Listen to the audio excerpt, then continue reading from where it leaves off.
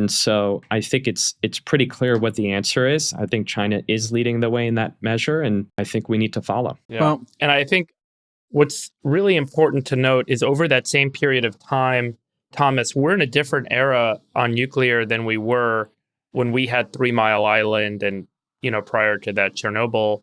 We have new Gen 4 technologies that are meltdown proof, that have a totally different architecture where there isn't a setup where you have runaway heat and ultimately a collapse of the reactor and a release of radioactive material, which is what happened at Chernobyl. These new systems, which we highlighted on the show a couple of months ago, like the pebble bed reactor that's been in production making electricity in China, are incredible new technology architectures, and they're here.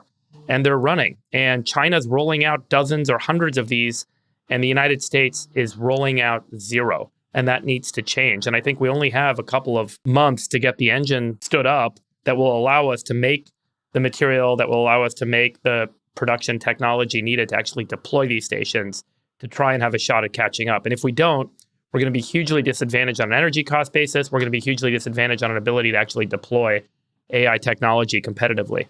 That's key. And by the way, you also can look at France, right? My home country, not known as a technology leader, but 70% of its energy, of its electricity comes from nuclear.